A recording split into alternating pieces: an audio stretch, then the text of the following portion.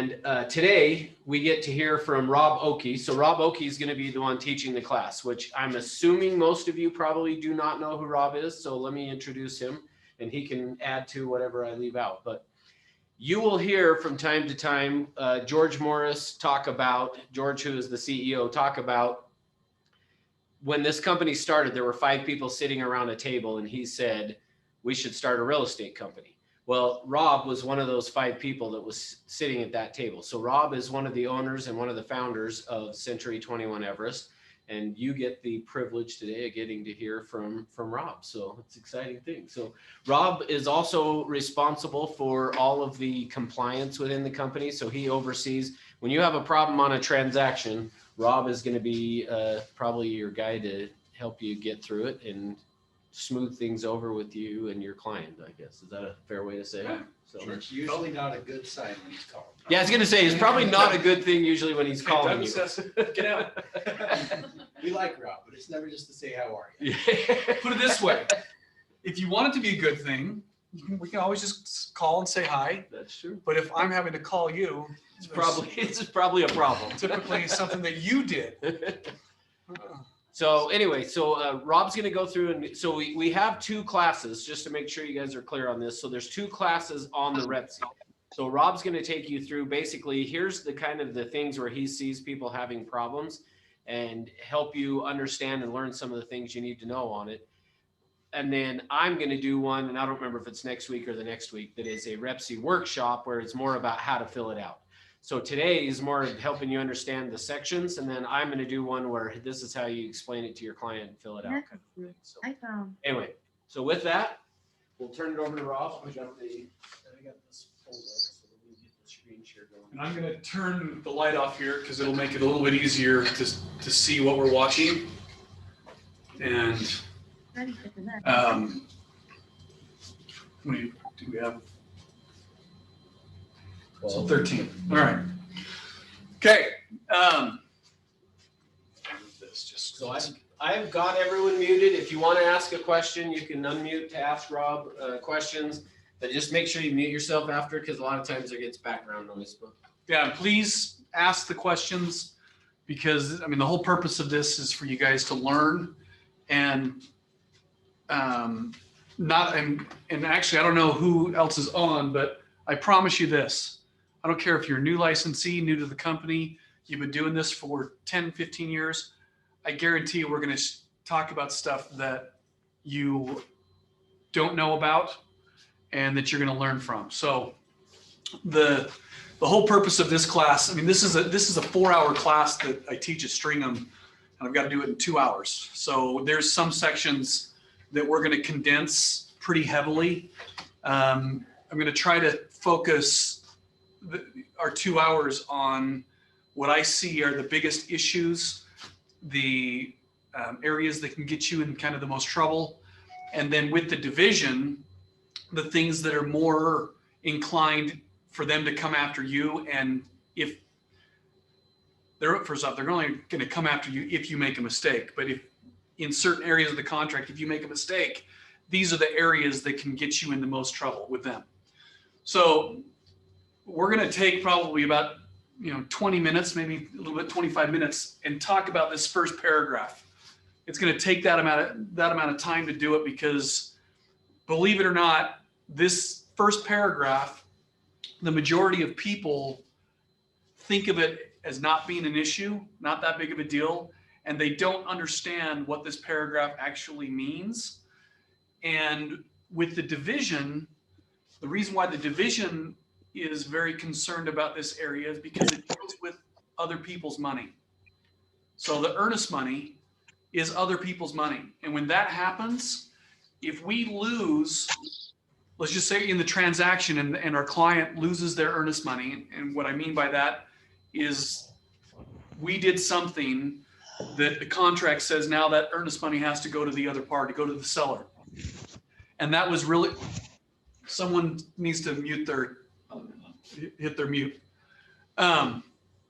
The division may look at it and say, okay, what did you as an agent do or not do that puts your client in a position to cause them to lose their earnest money? And when that happens, the the division's not very kind, or I should say forgiving, on that issue. So let's look at this first paragraph. It's broken up into two parts. This first line, and I'm not even talking about these first two lines up to this point. We're really talking about from this agrees to deliver. So the earnest money that's going to be brought into the contract, let's have some numbers to be thinking about. Okay, we're going to be thinking about a purchase price of $300,000, and we're going to say $5,000 earnest money. Okay.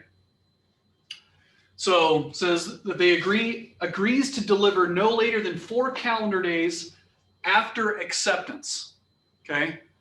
So the first question that often comes up, because with new licensees, because they just took their test, is they're confused on the test question. Said, okay, the state administrative rule says how long does a brokerage have before they have to deposit the earnest money? Does anyone know? According to the state rule. 8 days. 4 days.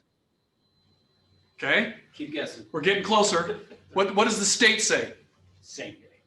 3 because of the contract. Both of you are partially right. So you said 3 what? 3 calendar days. Okay, that's where you got wrong. And then I heard because of the contract. Okay, so the state law says it's 3 business days or whatever's agreed to in the contract. So that's Oh yeah, I where- remember now. Okay, so that's where this contract ends up being right, is because this is actually saying 4 calendar days. And that's the reason with the calendar versus the 3 business basically make them the same, is what applies. But that is talking about once the brokerage has the money, they have up to 4 calendar days to actually deposit it. So Doug, you're getting confused with both Right, the 4 days. the entire amount of the contract. So we have to look at, when did we or the company receive the earnest money? And remember, you as the agent, once you receive it, you're the sub-agent for the brokerage. So you're receiving it is as if the brokerage received it. So the first part of it, that under the property agrees to deliver no later than 4 calendar days after acceptance. So if I'm writing an offer, let's just say I write the offer today. Now, what is today? Tuesday, the 3rd? Everyone, if you haven't, you're going to vote, right? Go vote in an hour and a half. And you got to remind me to have everyone type stuff. I'll try. So, okay. So we write the offer today, and let's say it gets accepted tomorrow. Okay, so tomorrow is the 4th. It's a Wednesday. So no later than 4 calendar days. If it got accepted tomorrow, so tomorrow's Wednesday, Thursday, Friday, Saturday, Sunday.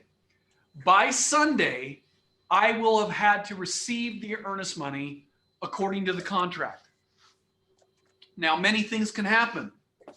I can get it on Saturday. Okay, if I did get it on Saturday, that was the 3rd calendar day I received it. Okay, then if that happens, let's go with that on Saturday I received it. Then that takes us down to the next thing. So we've now satisfied this first part. This first part after acceptance. We said acceptance was on Wednesday. So Thursday, Friday, Saturday, the 3rd calendar day, I received it. Now it takes us to the next part. An earnest money deposit in the amount of $5,000 in the form of a personal check. Now this next part. After acceptance of the REPC, so that happened on Tuesday. That happened Wednesday, tomorrow, by the buyer and seller, and receipt of the earnest money by the brokerage. So I received it on Saturday. The brokerage shall have 4 calendar days in which to deposit the earnest money. So in that example, Saturday, Sunday, Monday, Tuesday, by end of business, the brokerage will have to have deposited the earnest money into their trust account. So in that example, it took a total of 7 days before that earnest money was deposited. Okay? Any questions on that example so far? Okay, so now I want you guys to think about it. We're going to break it up a little bit. So going back to the example, we're writing an offer today. My client gives me the earnest money check as well. They give me the check today. So how many days does the brokerage have to deposit the earnest money? Assuming we go under contract tomorrow. Would be the same Sunday, the 4 days. Now they have the 8 days to deposit it, or the 7, right? Because it's after you receive it, the 4 days starts. Okay, so the answer was the 4 calendar days. So by Sunday, the brokerage would have had to get that deposited. Now, just reminding you, is our office open on Saturday? Is it open on Sunday? The answer is no. So when would that have to be deposited in the trust account? Friday or Monday? Friday. I don't care if Monday was a holiday or whatever. If it doesn't give you a pass, there's not a free pass because there's a holiday that you get a day extension. You have to do it before any of those days would apply.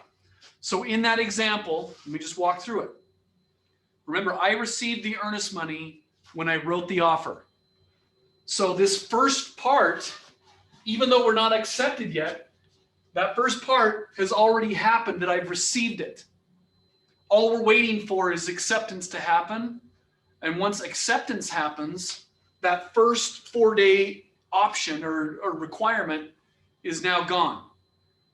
So I received it. We get accepted tomorrow on Wednesday. That's done. Now, Thursday, Friday, Saturday, Sunday is when the rest of these have happened. So it goes back to after acceptance and receipt of the earnest money, the next 4 days apply.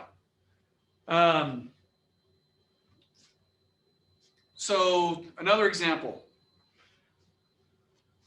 Again, we write the offer today. Let's say, and you get the earnest money with your offer. And let's say that it finally goes under contract on Monday. So almost a week later, we go under contract. What should you have been doing with that earnest money check? Should you turn it into the office because you have it? No, ASAP. So turn it into the office ASAP? no, because you're not under contract until Monday. Okay. And then you'll get in trouble because they don't have a loop, so then. Have you been down this road? I have. Busted. You've heard. Okay.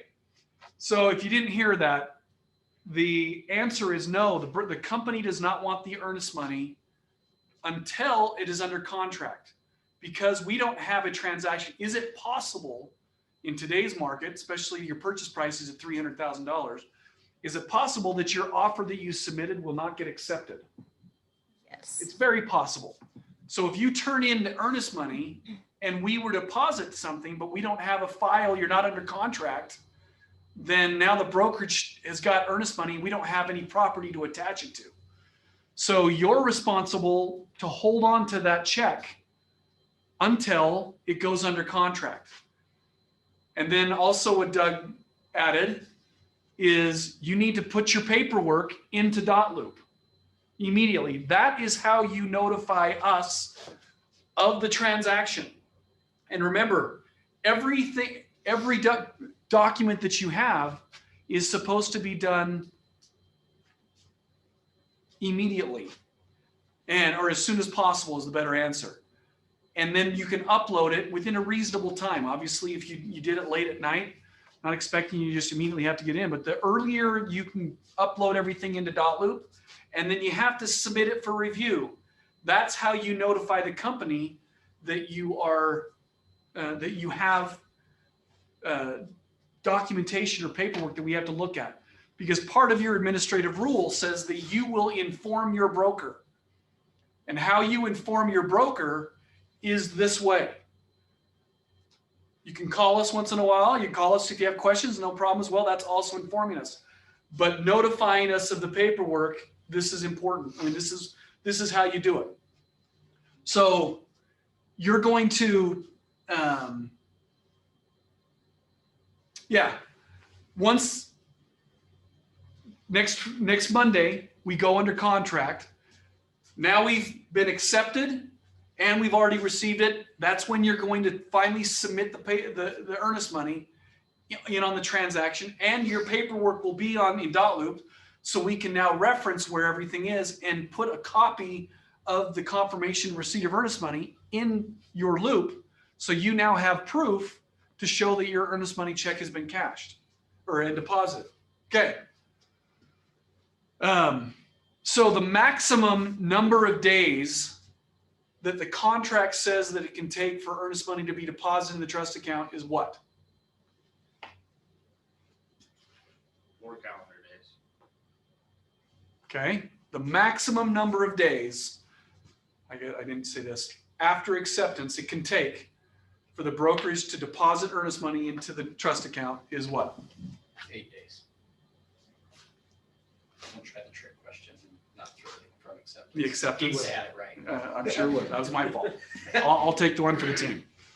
So my question again is, according to the contract, after acceptance, the maximum number of days it can take to get earnest money deposited into the trust account is 8 days. Remember, the first 4 calendar days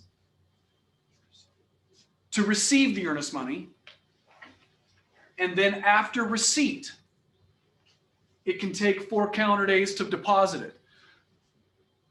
So the mistake people think is when I ask that question, their mind thinks, oh, I have 8 days to get this into the trust account. And that is not what I am saying. I'm just saying that is the maximum number it can take, but it depends on when you receive the earnest money, first off. If you receive it day 2 after going under contract, well, in that case, the maximum number of days is 6 days. If your some of your 4 calendar days are going to fall on a weekend or on a holiday, like our example, if we go under contract, if I receive the earnest money, 2 of our days are on a Saturday or Sunday. So in that case, I've really got 2 days to get it deposited, or else it's not going to happen. Contractually, you still have 2 more days to make it happen, but the office is closed. It's not going to happen. And if you turn it in the following day, your client is now in default. We're going to talk, it's section 16 of the contract. We're going to talk about default a little bit later. But I want you to, many times people think that if this area is missed, they say, oh, well, the contract just is, it's void. They use, we learned a term in real estate school, void and voidable. And we tend to use that when it actually is being used inaccurately. They think the contract is voidable. Or it's actually, they'll say it's void. It didn't exist. Well, that part's untrue. The contract exists. What's happened is one of the parties defaulted on the contract, and now we'll turn to section 16 that explains the consequence if that happens. But the contract is still there. So another example. We go under contract. So we go under contract tomorrow, and Doug, you're my client. And I say, hey, Doug, hey, congratulations, we're under contract. I need to make arrangements for a time for you to bring in the earnest money check. Hey, no problem. Okay, great. I'll bring it into you on Thursday. We go under contract tomorrow, which is Wednesday, and you tell me you're going to bring it in the next day, Thursday. Great, awesome. Come in around 1 o'clock, no problem. I'll be there, no problem. Well, 1 o'clock comes and goes, doesn't show up. Are you coming? Oh, it's just not going to work. It's not. Today's not a good day. I'll bring it in tomorrow. Okay, hey Doug, make sure that you bring that in tomorrow because we're on a timeline here. Hey, no problem. Okay. Tomorrow comes, Friday comes and goes.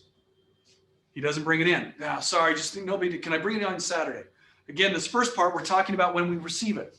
So we're still fine. I don't have to have a deposit. I just need to receive it. Well,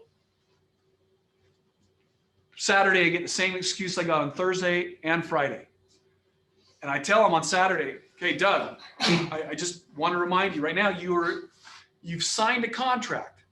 And part of the contract says you have got to get that earnest money to me no later than tomorrow, which is Sunday. In this example, if you don't, you're going to be in default in the contract. Oh, no problem. I'll have it to you. I'll drive it to your house. He's going to do everything he can, make the accommodations. Well, car accident, something happens, something tragic. Could be valid. Does that mean that he gets a pass? No. It's tragic. It sucks. And hopefully the seller on the other side is compassionate enough to not just take the $5,000, but if they don't give that, or if he doesn't bring that earnest money to me, he has missed the first piece. And he is technically in default of the contract. And when we read the remedies, one of the remedies would be that earnest money would be needing to go to the seller. Now, have we, the brokerage, received the earnest money check yet? We have not. Is it my fault because he chose not to come and deliver the earnest money check to me? It's not my fault. I can't control what my client does or does not do. But what I can control is the consequences and then what I have to do to notify. In that situation, now that he is in default, does the seller assume that I've received the earnest money? The answer should be yes. They're assuming that the buyer is going to fulfill the contract. So come Monday, if I never receive the earnest money check, we are in default. And I have an obligation to notify the seller or the listing agent of that. Hey, just want to let you know, my client was in a car accident over the weekend. He was on his way to deliver the earnest money to me, and it wasn't submitted. I'm trying to find out the details about it. I don't know anything else. I don't even know how serious it is, but I haven't been able to reach him. But as of right now, I have not received the earnest money check. The seller would then have the choice to either, hey, we'll give you another couple of days to see what happened, or they could say, oh, that sucks, but we're going to cancel the contract. It's there because the buyer's in default. The seller would have the right to cancel the contract and move on. So if that example happens and the seller says, okay, I'll extend you, is that something that has to be in writing, or can the seller just say, just make a verbal? What do you think the answer would be? But first off, listen to how you asked the question. You said, does it have to be? So you're saying have to be. Is it, if they don't, let's just say it's verbally, what do you think would happen to the contract? If buyer and seller wanted to make the deal happen, what do you think would happen? I don't know. Okay. Any thoughts? Well, just contractually, you would want it in writing because they could come back later and say, no, we're canceling because you didn't get it in on time. And Okay, so yeah. legally speaking, do you have to? Technically, no. But why would you put yourself and your clients at risk not doing it? So this is an important question. I'm glad Can you repeat the question? Yes, the question was, if the seller was willing to allow the extension, do the buyer and seller have to get it in writing to move forward, or can they do it without just doing it? No. And the answer to the question is both are correct. Remember, verbal contract is a contract. They can move forward with it. But the part that why you would not want to do that is it's not enforceable. Remember, one of the terms that at some point you learned, and I'm sure most of you have forgotten, it's called the statute of frauds. The statute of frauds says everything in real estate specifically must be in writing to be enforceable. So verbally, yeah, wait, you said that you'd give me an extra couple of days. Prove it. So that's where I said have to. No, it does not have to be. But everything we do, and this just doesn't apply to this paragraph, this applies to everything that you are going to be negotiating for your clients. If it is not in this contract, it is as if it does not exist. Does that include emails and texts as well, or no? So, and I'm going to answer that question by asking a different one. Is your text or email part of this contract? Have both buyer and seller signed that contract? No. That email? No. Okay.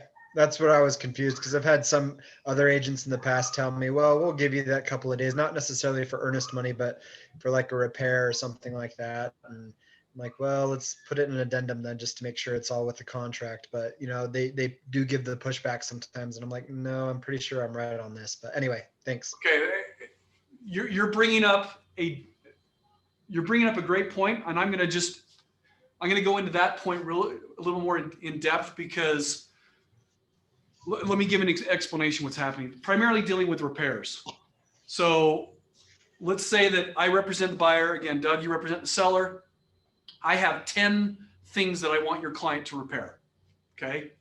And I send you over an email and you send back a response. Now we'll repair 3 of the 10. And I go back and finally we come to an agreement. We come down to 5 of the things that I ultimately wanted. The seller has agreed to repair. Okay. And many times, let me just ask the question. Does the seller want to see those repairs in the offer, in the contract? Does the lender want to see those repairs in the contract? Nope. They do not want to see those repairs. And so what does the lender oftentimes tell you to do? Update your addendum. Well, they say remove that from the contract, right? Yes. And if you remove it from the contract, does that bind the buyer and seller, specifically the seller, to do those repairs? No. No. So what does the agent do? Because we're very smart, we're creative. We then create a text. We create an email that says, hey, you agree to do these repairs, these 5 items, right? And because the email in itself is not binding enough, what do? And I know some of you guys know this. What do we do to make it more binding?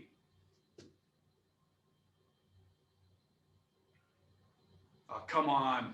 I'm not even looking at the names who's saying it. We handle it the right way, Rob. We don't. Well, okay. The email. Do you guys print out the email? You print out the email. Have them sign it?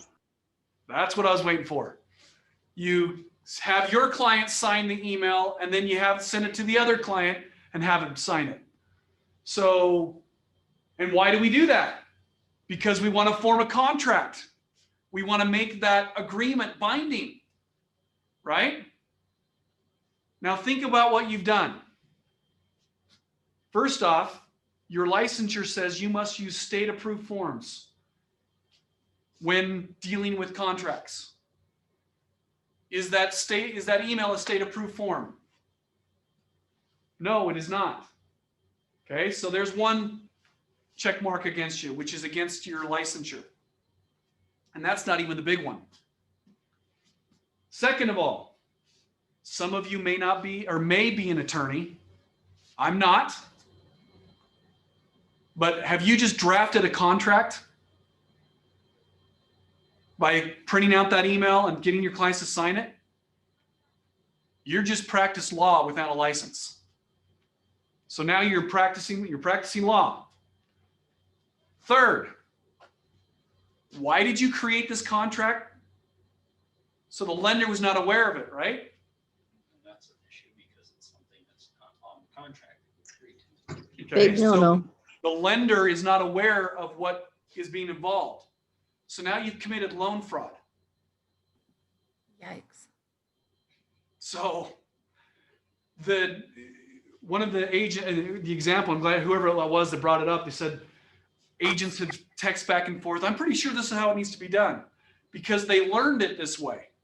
And I want you guys to think, just because someone has done something for a long time doesn't mean they're right. Just because they're a broker, and I know here I'm saying this as a broker, doesn't mean that I'm right, right? If you don't believe me, go look it up. Now this, I'm pretty confident. I have had, the one thing I can say for myself and our principal broker, Matt Barton, and maybe even Russ would attest to this. The two of us are probably the top brokers in the state in regards to knowing the contracts. We've even had to go up against several attorneys several times. I'm not trying to toot my own horn, but we've been involved in the contracts enough to know what is there. And this little principle I'm telling you, when another agent says it's okay to go ahead and keep this out of the lender, that is loan fraud.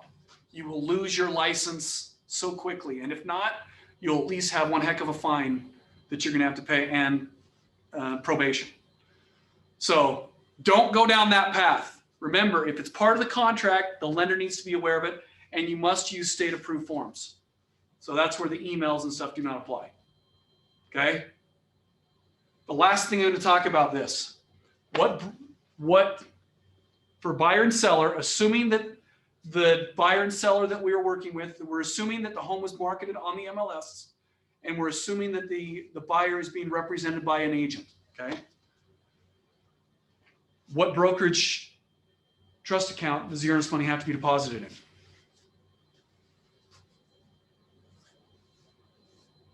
Either. Man, Russ, We sit around the table at night and have I dinner and talk just- about contracts, Rob. is either you did something or your wife did something right and raised a smart kid. That's what it is. So- Call her and ask her, she probably knows. Yeah, okay, that's probably true. Okay, Doug gets another one.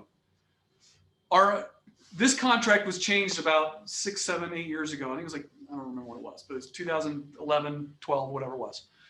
Our previous one used to actually have language in this first paragraph that talked about earnest money will be deposited in the buyer's brokerage trust account. They removed a section of the contract, and that, in my opinion, was taken out accidentally, where it said the buyer's brokerage, and they just left the brokerage. So now the contract doesn't specify if it's the buyer's brokerage or not. It just says the brokerage. So that could mean if it gets put in the seller's brokerage or the buyer's brokerage, it's both contractually correct. Doesn't matter. Now, typically, if you're representing the buyer, it's going to be deposited in your trust account. And so that's the way it normally would be. But many times, we've had this happen. There are brokerages out there that represent the buyer that do not have a trust account. Their MO, their company policy is to deposit it into a title company's trust account. If that happens, first off, in order for that to happen, what must you do? Doug, You need an addendum clarifying that it's. Okay. Just any addendum? No, there's a specific addendum. Okay. And then you tell the agent to change to a company that has.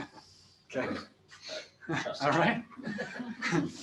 Stop going to a discount So- brokerage. Okay. So the answer to that question is yes, you must put it into an addendum. And yes, both parties must agree to deposit that earnest money into a title company trust account. A year or two ago, the state finally made an addendum that talks about this. It's earnest money to title company addendum, whatever it's called. I can't remember. Prior to that, you had to just write it in the addendum that just said, hey, earnest money to be held at a title company.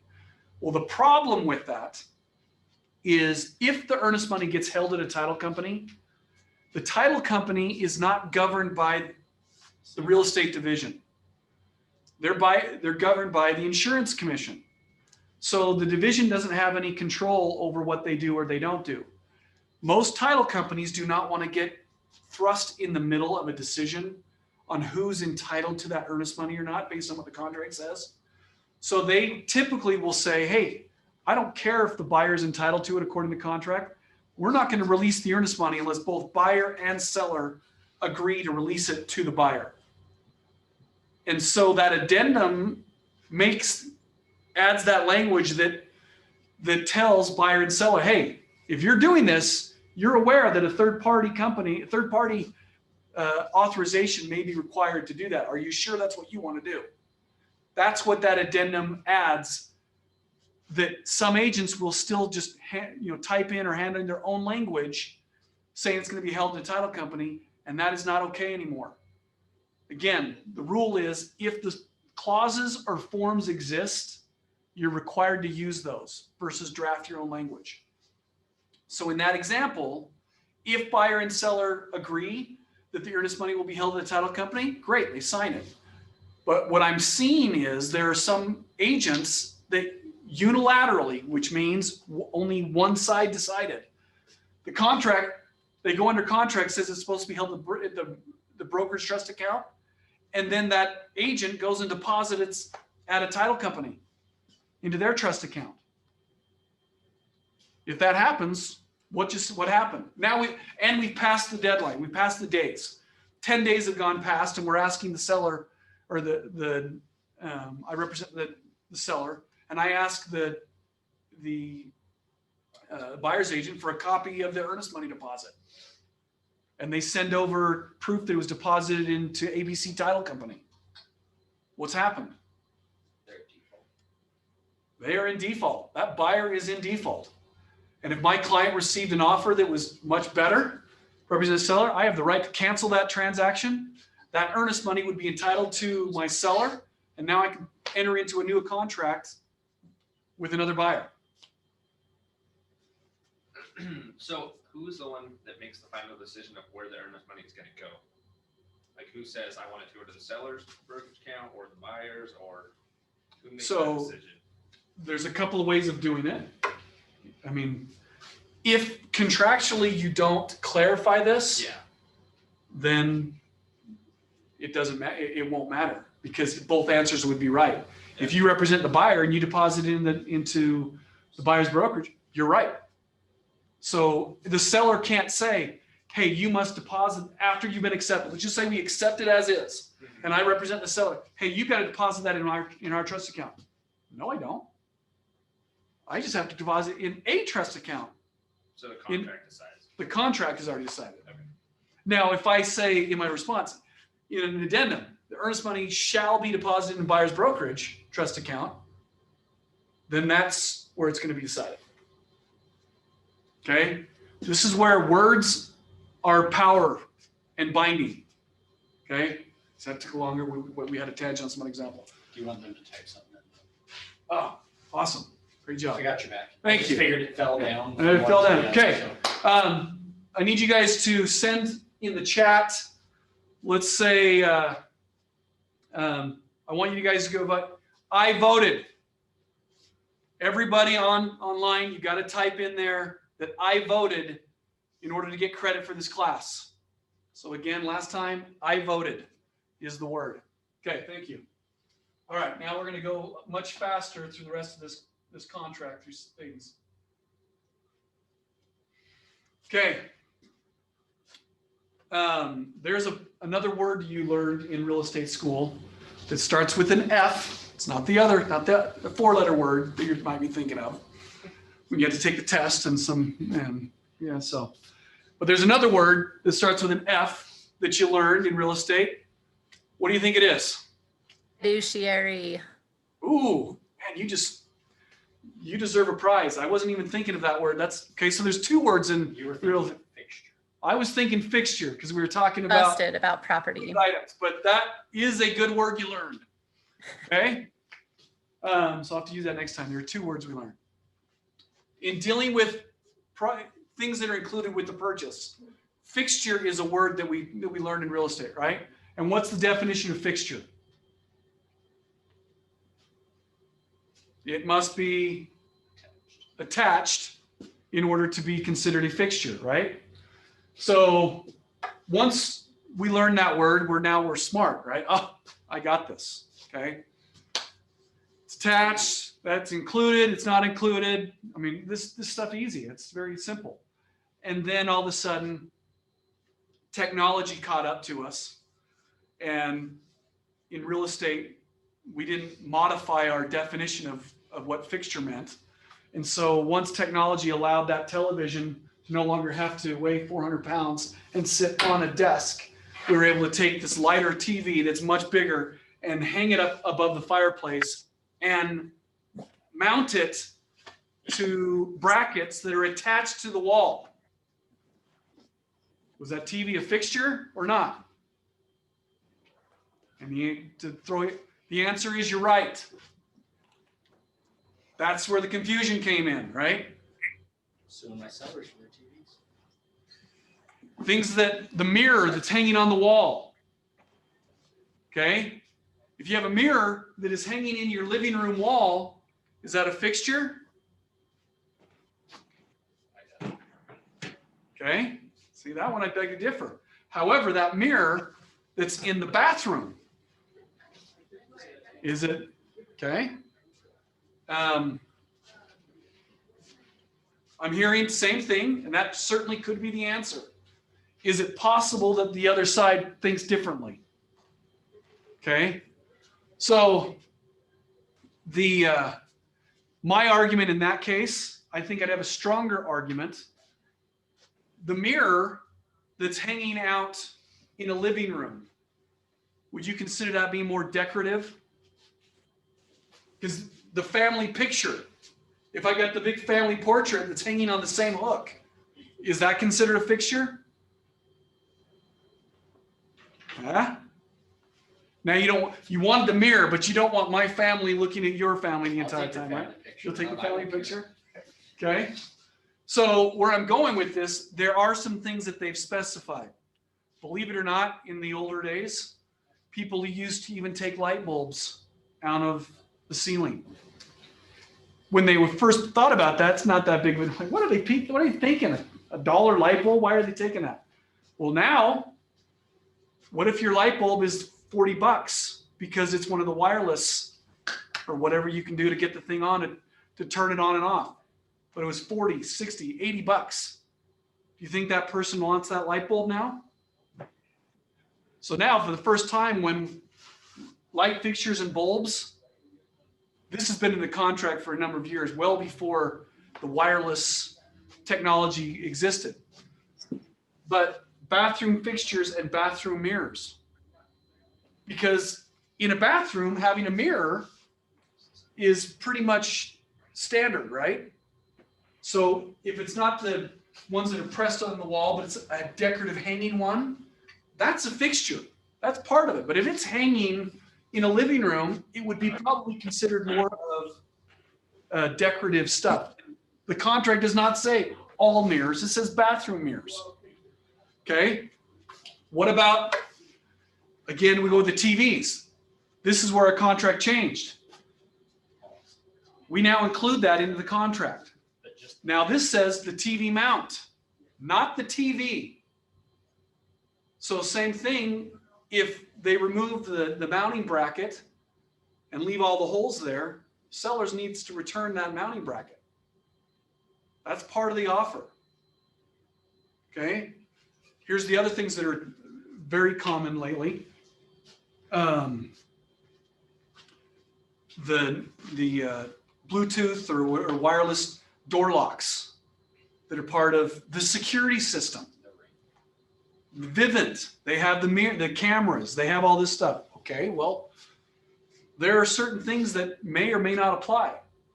If you're dealing with one of those situations, you might want to clarify, hey, all of the security system, including the front door lock, including this, that, or the other, is included if you have anything in question. That's what I want you to specify. Now, there's one other thing that is in this contract, that if you represent a seller that is selling solar panels, most of the sellers have not paid those off. And we're typically talking about how much in money. Could be 30 grand, 20, 15. They're not cheap, right? Well, guess what is in here? All fixtures and equipment, solar panels. That's an included item. So if you're representing the seller and you don't, there is a solar panel addendum, just so you know.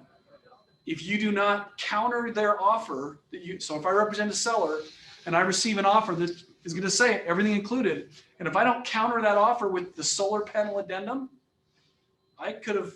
my seller may be obligated, according to the contract, to pay off that expense. So make sure you know what you're getting involved in and what you're not getting involved in. The other thing that's very common, it's a little round object that you can turn it a little bit. When you turn it, numbers go up or down. Nest thermostat, $200 item, right? So I'm the seller. Hey, I'm under contract now. Sweet. I'm going to remove that and put the other thermostat back up. Can I do that? Why not? I'm assuming it says it in there. That's why. You're going to trust me. Because you're going to tell me to. Okay. So I'm going to have you look at some things that are there, because even though it's in the contract, doesn't mean that. Okay. So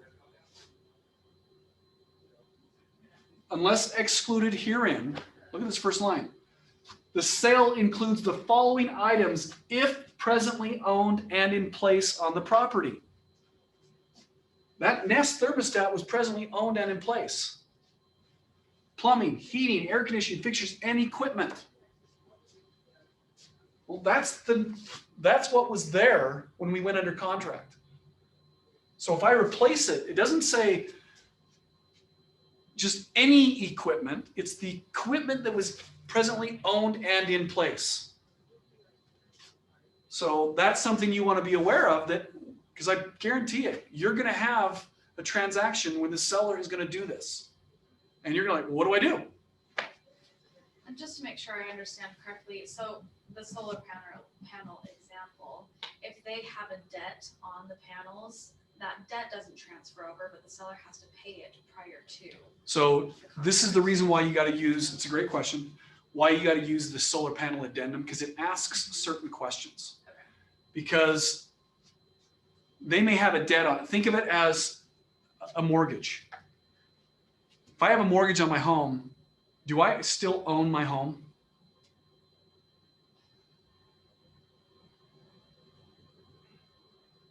Bueller. I'll ask the question again. Yes, you do. Okay, I want a little more sure Thinking. in what you guys are in real estate. I have a mortgage on my home. I didn't say that I own it outright. I didn't say I own it free and clear. I said, do I still own my home? Does the government, does the lender have the right to just come and kick me out of my home? No, I have a warranty deed. I own that home, and there are rights that I have of ownership. Now, if I am in default, those rights change. Okay, but just because I own, I still have a mortgage on it, but I own my home. Now, in personal property items, so some of you guys may have never even heard about it, Rent-A-Center. You see, See, I'm dating myself. Rent-A-Center, I think it still may even exist, where you can go down, they sell appliances, refrigerators, TVs, maybe couch, I have no idea, but it's a rent-to-own type thing, right? You can go get a fridge, pay them so much, and you're renting it until it's paid in full. Well, that isn't an ownership until it's actually been paid in full. So in that particular argument, and we used to see this a lot with like water softeners. People would install a water softener, but they didn't have the money to just pay for it, and they would go at certain places. And so it was truly just for rent. Well, that would not be included technically because it's not presently owned.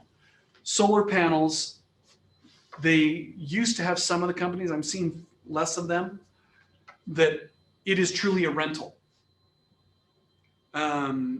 And if that were the case where they're making monthly payments on it, but until it's paid in full, they don't own it. That's where the only way that this could probably not apply. But the majority of it, they own it. If they don't make payments, they will come repo it. They'll take the solar panels off, which then the seller would be responsible. So there's all that's involved. But the solar panel addendum addresses those questions. That's why it's imperative you use that. Perfect. Okay, great question. Okay. We're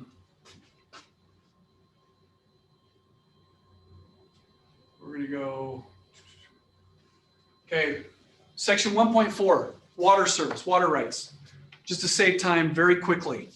If there are water shares, we're not talking about the public culinary system that's there. If your house is in the city, you're part of the culinary water system, there is no water rights to transfer. But there are potential properties that actually have water shares or water rights that are able to be transferred with the property, or they can be held with the owner. They don't have to sell them. I could sell my house, and if there's 2 water shares that I own, I could keep those water shares and not transfer them with the property.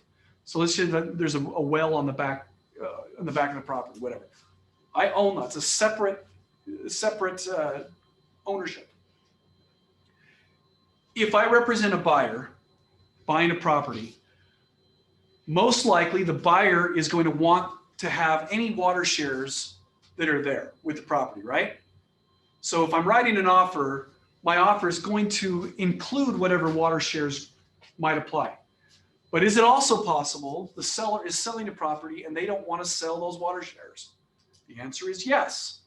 So my question is, if I'm the seller and I want to exclude those water shares, what must I do in this section? And to save time, I'm going to just tell you.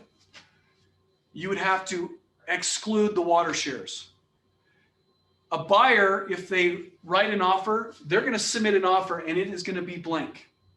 And if it is blank, this last line will tell you, the following water rights shares, if applicable, are specifically excluded from the sale. By leaving it blank, it would imply that they're included, right? Yes. So if you're wanting to exclude them, which the buyer typically would not want, but the seller would. If I received an offer and I represent the seller and this is blank, I would want to make sure I counter that addendum excluding the water shares. In an actual example, we had an agent in our office. There were 4 water shares that the seller had. The seller wanted to keep them, and they were each valued at $2,500. The agent missed this. It was like a $12,000 commission, of which they had to give $10,000 back to the seller because he screwed up. So he got $2,000 instead of 12. Okay, just make sure you're aware of that. Paragraph 2. We're going to do some simple math, but sometimes people screw up. Again, our offer was $300,000, right? And earnest money was $5,000, right? So put 300 here. We put 5,000 here. let's just say we're going to get a 90-10 loan. So 10% down is going to be $30,000, right? So that means 270 is the amount that I'm going to put in the new loan.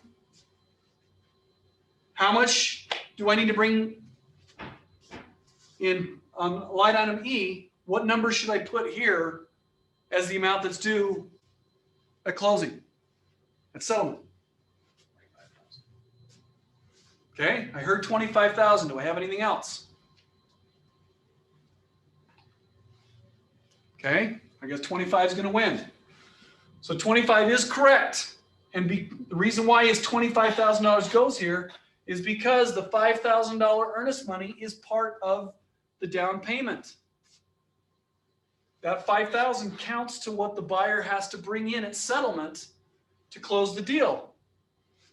And if our offer price is $300, then all these numbers should add up. So we said 270 here, plus 5 is 275, plus 25 is now 300. So that final number should be $300,000.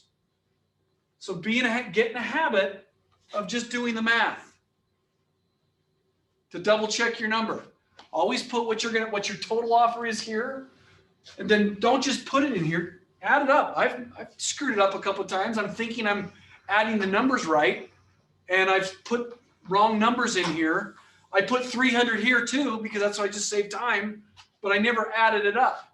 And sure enough, there's numbers that are wrong here that don't add up to each other. So just take the time to add it up. The last question is, if I put a number here, so we're talking about, let's say we're doing a conventional loan, not a FHA loan, but a conventional loan. And I initially said I wanted to do a 90-10 loan, but I decide after talking with the lender, it made more sense. And I had the ability to do an 80-20 or no money down. Let's say no money down. If I put in here my offer, I'm putting 10%, but now I change it to 0. I'm able to get 100% financing. Is there something, is that a problem now? The answer is no, because the contract tells me so. Sections 21A through 21E below. Any amount shown in C through E may be adjusted as deemed necessary by the buyer and the lender. So it's not that big of a deal what you put in those sections C through E, except the one thing that must apply. It says if an FHA and VA loan applies, you must see the VA and FHA addendum. This is a problem that happens. In fact, we just had one that I had to coach another agent last couple of days.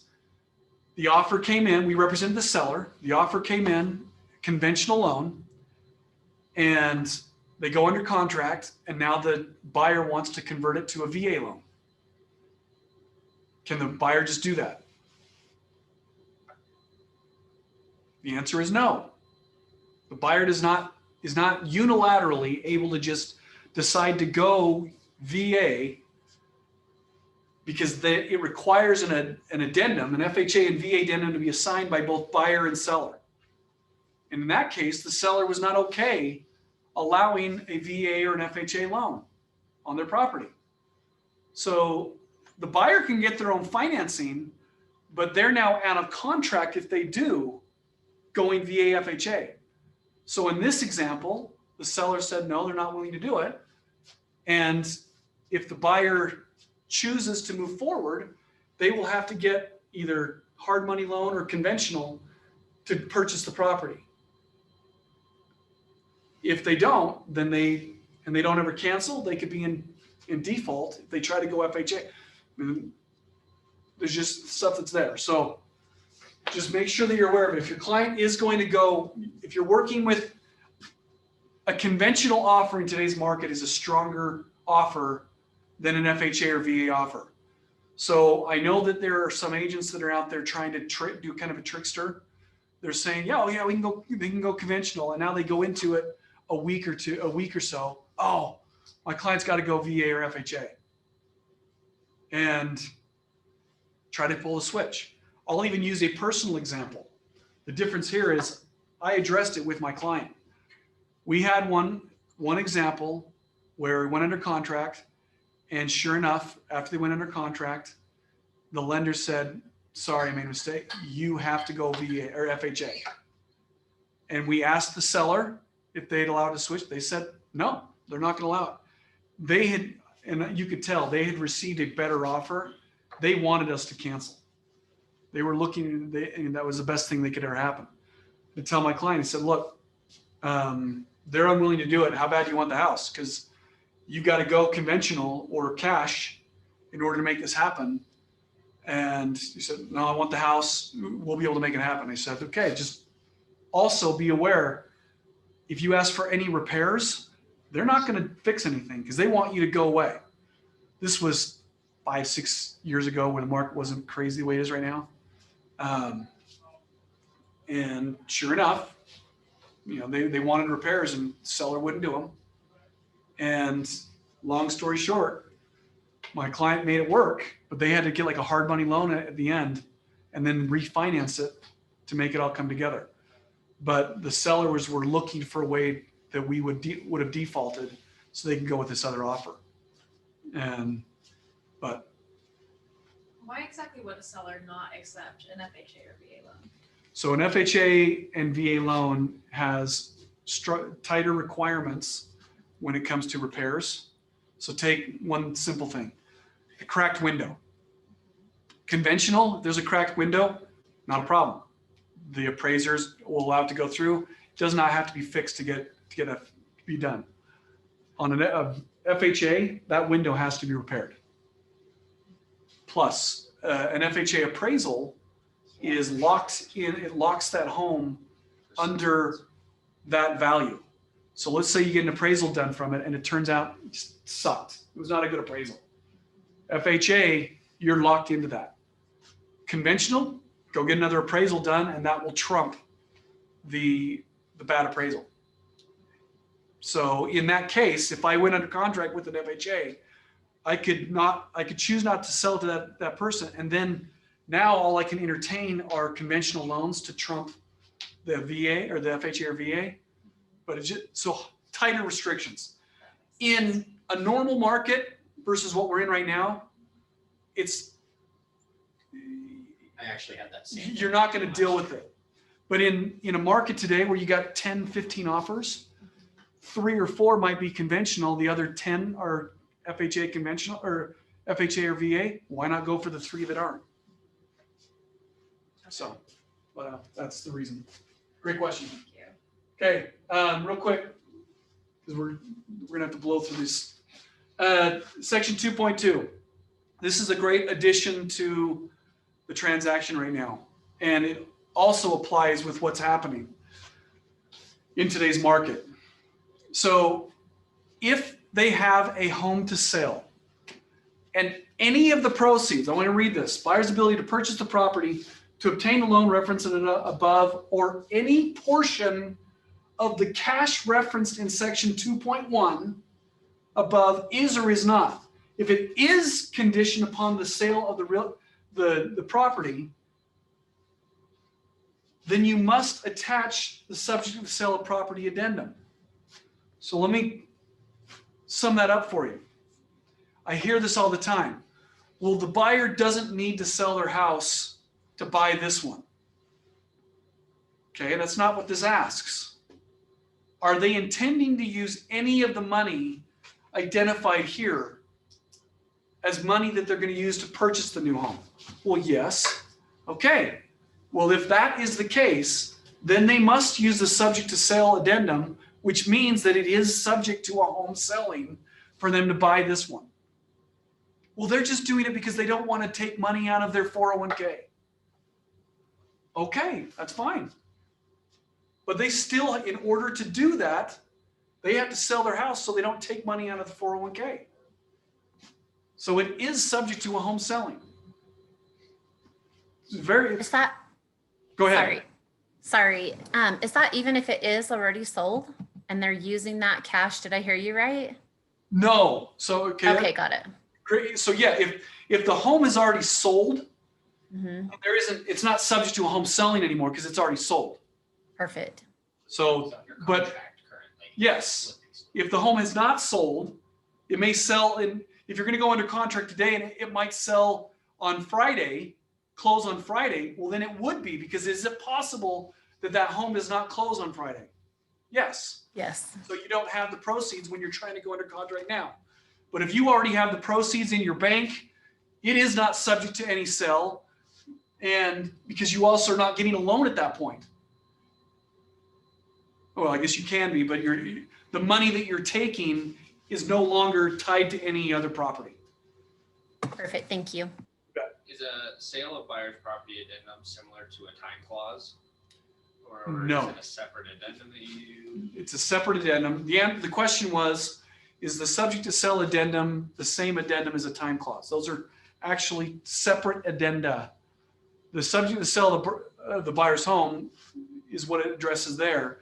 If I'm representing the seller and I received an offer that had that addendum attached to it, as a seller, I'd want to counter the offer and include the time clause that says, okay, we have the right to continue marketing the property, and if we receive an offer, the seller would be obligated to notify the buyer that they have so much time to remove their contingencies. So 2 separate addenda. Okay? So make sure that that is used properly. I want you guys to just to save time, I want to address offers that are being given. They're making offers not subject upon the appraisal. Remind me when we're done to talk about that again, because I want to just address that issue. But I got to make sure I get through all this stuff first. So if I don't remember, remind me. Okay. Settlement and closing.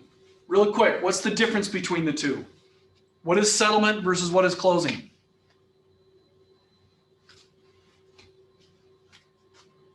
If you're a really quick reader, then you'll be able to. Settlement is signing at Okay. the title company. Okay. Closing is once it's funded and recorded and the property is now in your client's. Okay. You're missing something on settlement. Everything you said is correct, but you're just missing some stuff on settlement. What also has to happen on the rest settlement? of the money. What was that? Settlement is when you bring the rest of the money. Okay. Closing, the funds have been received and recorded. Okay. So that's what it is. At settlement, remember the example that we had, we're going to put 10% down. At settlement, we go sign the documents, and if there's any money that I have to bring in as a buyer, I've got to bring that into the title company as well. I've already paid the $5,000, but I have to bring in $25,000 is the remaining amount that I need to pay to make the deal happen. Once the title company has all of that and all parties have signed, then they're going to notify the lenders. They're going to get their payoff amounts. The lender will then fund. They're going to fund the loan amount, the 90%. And then once that's happened, the recording will happen. It's all kind of simultaneously, and the title company holds on to it. They get their promise to pay and everything. And then once they've got that, they'll disperse the funds, and then they'll go record the document. The funding and recording is when closing happens. Settlement is when you sign. So they're like, why does that matter? If you're writing an offer and say that there are repairs that you're going to ask the seller to have done, my recommendation for you is to make sure that you state that those repairs are done prior to settlement.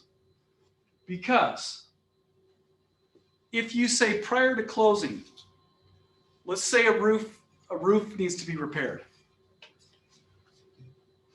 You're supposed to sign the paperwork at 4 o'clock today. Okay. Well, the roof is another 2 or 3 days before they're going to be able to be done. Okay. So if the contract says roof shall be completed prior to settlement, well, that means the roof has to be done before you have to go sign, right? But if you put prior to closing,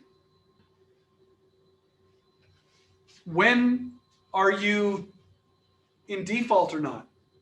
That means you have to go sign. That means the money has to be, you have to bring in the money. Prior to closing means funding and recording pretty much has to happen. So which is the one that has to happen first, the chicken or the egg? If closing doesn't happen, the seller's not in default until that closes, but the roof's not done. So obviously, if they close, the roof's gonna be done in a day or two, but it's supposed to fund and record today.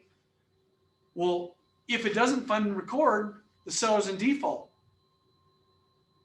or the buyer's in default, but the roof's not done. So my point being, the settlement, you can prevent something from actually happening. That one's pretty simple. Well, the roof's not done, so I don't need to sign anything right now until the roof's done from the buyer's perspective. But closing, you're going to make it very difficult. Fine, great. Now it funds and records. So closings now happen. Now the seller's in default, but the deal's done. A little harder to get things done when that happens. So understand the two, and I'm as guilty as anybody. I'll be with my clients and I'll use the word closing, and in reality, I'm talking about settlement. So also make sure that you get in the habit of using the right word with what you're talking about. When you go to settlement, the client may be thinking, hey, that's when they get their keys. Well, they're going to get their keys 48 hours after closing, or possession may be at closing. But if we keep saying, yeah, you're going to get your keys at closing, and I'll see you on Thursday to go close. They're thinking, great, I'm signing, I'm going to get my keys right off the bat. But they may not get them let's just say you settle at 4 o'clock on Friday. It's not going to fund and record till Monday. And if you've been using the wrong language, your client thinks they're going to get their keys on Friday so they can move in over the weekend. Make sure you're not messing things up by using the wrong terminology. Okay? Explain what those mean to your client. Okay? Possession, pretty simple, just self-explanatory read, but just be a smart agent. Don't try to create problems. If I represent a buyer, obviously the buyer is going to want to get in as soon as possible once it closes. If I represent a seller and they've got a bunch of stuff in the property, it's probably going to take some time to get out of the house. Well, if it's a vacant home, no big deal. The seller has no problem with getting the buyer in as soon as possible. So if it's a vacant home, possession to be recording, no big deal. But if you represent a buyer, ask the seller, how much time do you need to get out of the house? 48, 72 hours? Okay, 72, great. 72 hours after funding recording, the buyer gets to get in. Now you've put your client up for the right expectations. Because sometimes what happens is I represent a buyer, I'm trying to be the best agent, and I just sneak upon recording in, and maybe the listing agent's a newer agent and they didn't see this, they didn't pay attention to it, so they didn't have a problem with it, but they got a bunch of stuff. They got an elderly client. The likelihood of getting out all their stuff upon funding recording is very small. Well, if I never prepare my client, if I never try to solve that problem in advance, all that happens is at funding recording, your movers move in, or the movers show up at the house, and the house isn't even close to being empty. Your movers are not going to be able to move the stuff in. So think logically about this. Hey, what's the smoothest way we can make this happen? Our job is to make the transaction as smooth as possible. Is there a difference between putting 72 hours after recording versus 48 hours after closing versus 2 calendar days after recording? I like hours here versus this because that's a great question. Calendar days after recording, we're going to go into a section of the contract that's going to talk about the time. The contract's going to specify 5 p.m. Mountain Standard Time is the date of every day the contract applies. So this is going to say whatever after the recording. If today is recording, then 2 calendar days after recording. So it would be, I get the remaining however many hours of the day of this day. And then by 5 o'clock, 2 days after, is when they'd have to be out of the home. Well, some people may infer, well, no, at fund and recorded here, it's actually, you got to be out earlier. The time difference, it just throws things off. For me, this is more clear. If it funds and records at 3 o'clock today, well, 48 hours after that, they need to be out of the house. It's more precise. In my mind, it's more precise for both parties to understand, to see. So I like using that one. Okay. Good question. Okay. Proration, special assessments. Real quick, special assessments. If you don't know what that word means, you need to look into it. This deals with HOAs and fees that the HOA might be charging. Transfer fees. These are things that HOAs are doing. If there's a transfer fee in the property you're either selling or representing, anything in Daybreak, they have 0.5% of the purchase price in transfer fees. So if it's a $500,000 purchase, 0.5% is going to be $2,500. So it's saying the buyer is going to be obligated to pay $2,500 in that to transfer the HOA from one ownership to another. That's just an added fee. So who's going to be responsible for paying those fees? That's not, transfer fee is not an assessment. That's something different. But the obligations, it'll say transfer fees are down here in section 7. So it'll say HOA reinvestment fees, transfer fees. They say regardless of what they're called, a change of ownership fee, who's going to be responsible for paying that? Seller, buyer, they're going to split it. So all of that stuff, make sure you understand what if there are fees and who's going to be responsible for paying them. Okay? Because those come up at the last minute all the time. And if you don't address it here, you're going to end up paying them because that's what you do to save the deal. Okay? Section 5. Many times agents think that this is where they're fulfilling the administrative requirement of establishing agency. One of the rules and regulations in the administrative code says that written agency must be established prior to entering into an agreement. So that means that if you represent a buyer, you must have a buyer-broker agreement signed before you enter into a contract. If you represent a seller, you must have a listing agreement signed before entering into a contract. Many agents think that, oh, by filling this out right here, I've now satisfied that. It is not what this paragraph says. This paragraph is confirming that prior agency has already been established. Buyer and seller acknowledge prior written receipt of agency disclosure has occurred. So if you're entering into this, you better have a buyer broker or a listing agreement before you enter into a contract. Otherwise, you are violating state law. Okay?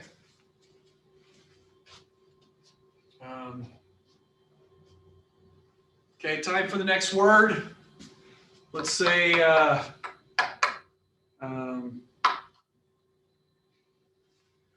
dream big.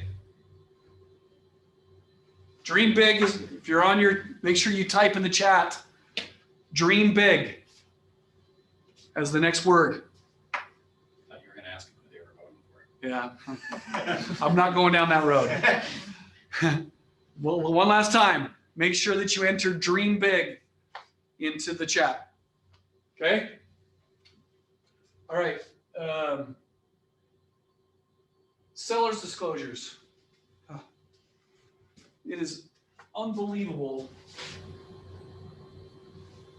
I'm currently under contract with a listing agent. They've been in the business for a while and they still don't understand what this section means, okay? Seller's disclosures. This is the section that says the seller must do everything in this category under this field. Well, in section 24, just go there real quick. Section 24, that's the section that talks about the dates, of which A is the seller disclosure deadline. Okay? Well, many agents believe when you say the seller disclosure deadline, all they have to do is provide to you the seller's disclosures, which are item A, and they have fulfilled that requirement. They're unaware that no, seller's disclosures are only one of the disclosures that the seller must disclose. If the home's built before 1978, another disclosure they have to provide is the lead-based paint. The big one, which are the listing agent finally got it over to almost 5 days later. They must provide to you a copy of the title report, the PR. If there are CC&Rs for your property, they must provide those to you. If it's in an HOA, copy the most recent minutes, budget, financials. So if you're taking a listing, and in today's market, a listing that's $200,000 is going to sell quickly. Okay? If I take a listing today, I could put it on the market. It's going to be under contract today. This is the guy that you want to pattern yourself up after. If you get to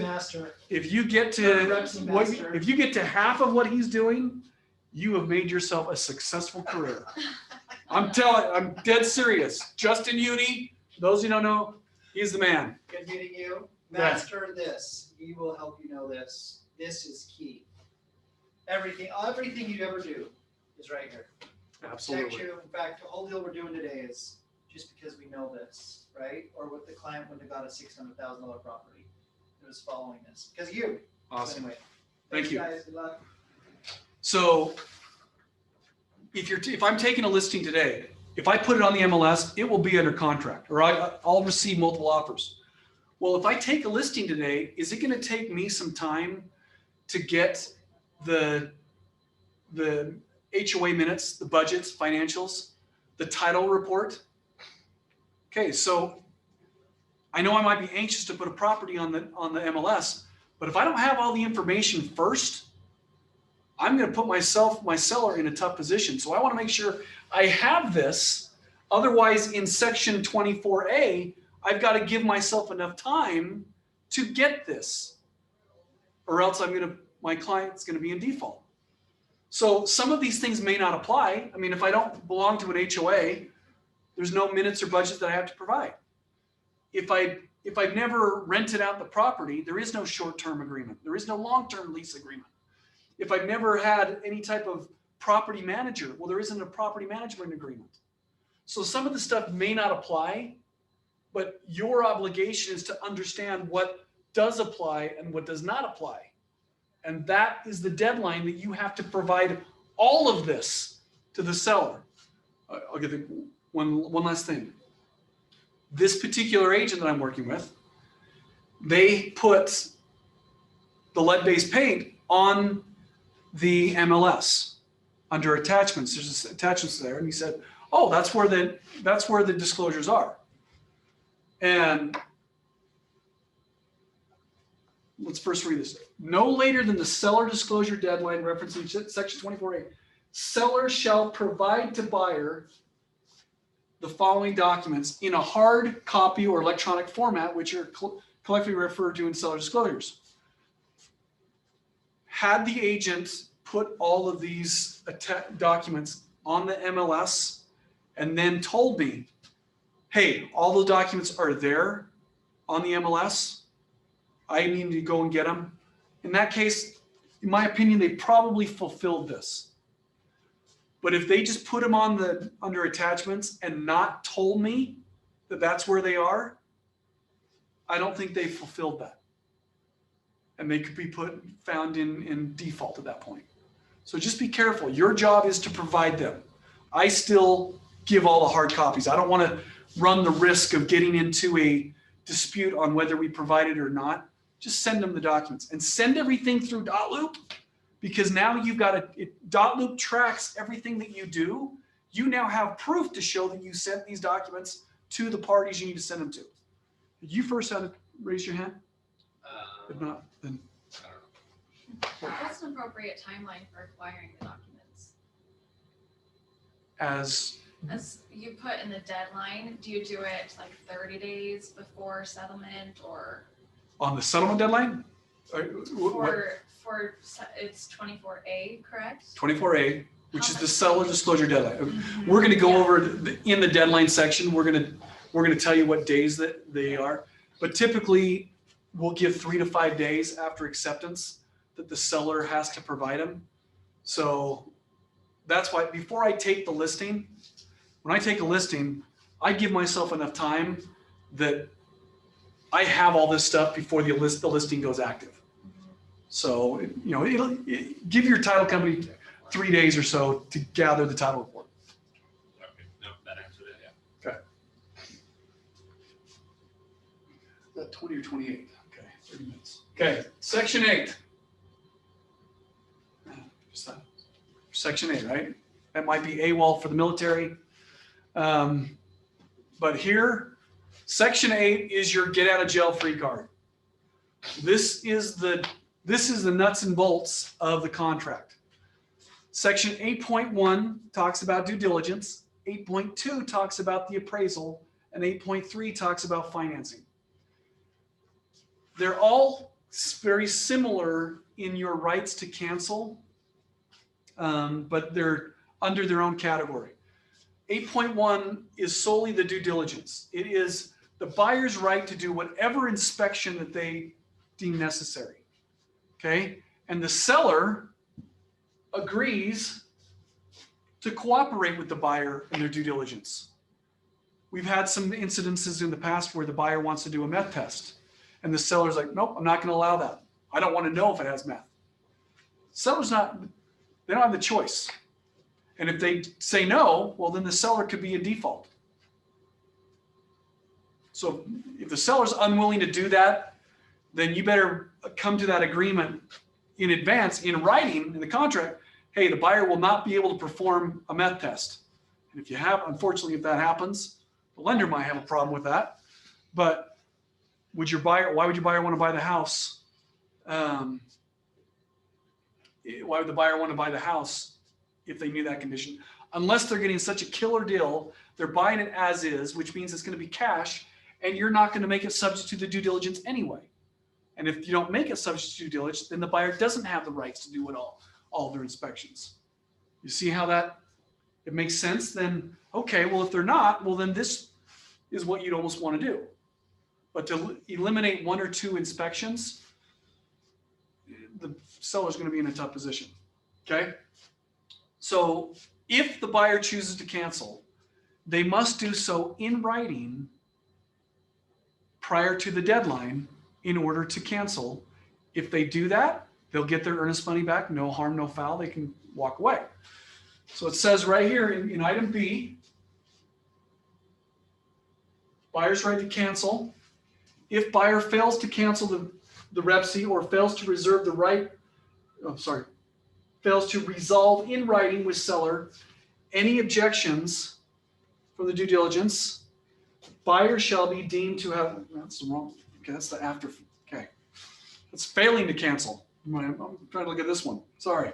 If buyer determines in buyer's sole discretion the results of the due diligence are unacceptable, buyer may either no later than the due diligence deadline referenced in section 24B, cancel the REPC by providing written notice to the seller, whereupon earnest money shall be deemed released back to the seller. So it says that they must provide written notice.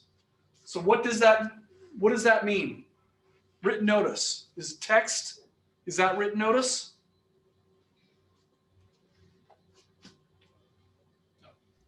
Yes. I would say that, are you writing something on a text? Are you sending it? I'd say text is written notice. Email, is email written notice? If text is, I would hope email would be, but that would work. So in this circumstance, it doesn't need to be signed for then. Now, would I set you guys up to just, do I have a tendency to set you guys up to test your theory? So Yes. yes, I have a tendency to do that. In this guess- paragraph, the answer to your question is yes. According to this, all you have to provide is written notice. But You probably should be looking for acknowledgement though, for sure. I just have to have proof of delivery. Oh, there you go. So, but this is the part that people don't know about. Section 18 of the contract says that you have to do something else. Says, except in section 23, which talks about acceptance, all notices required under the REPC must be in writing, signed by the buyer or seller giving the notice, and received by the buyer or seller or their respective agent by the deadline.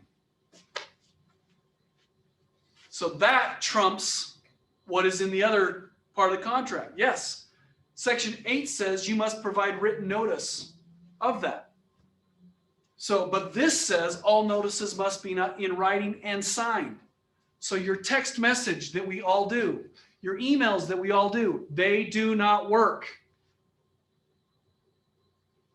Use the cancellation form. There's a buyer's notice of cancellation. There's a seller's notice of cancellation on the MLS. Use that cancellation. Now, it does not say, this is the other part that is often misunderstood. People, do you have to provide a reason why you're canceling? So Courtney, it's Courtney, right? It is.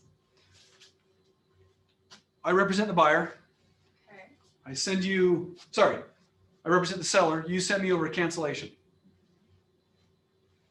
Hey, I received, hey, Courtney, Rob Ogie sent you 21 Everest. I'm calling, I just want to call with you. I received your cancellation and things were moving really well. So I'm just curious what happened. I would say that's personal confidential information. It just didn't pan out on our end.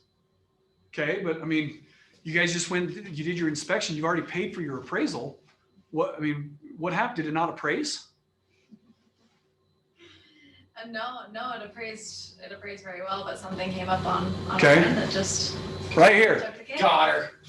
Right here. I can get, I mean, and I promise you, every single one of you would have been, you would have taken the bait. You all will.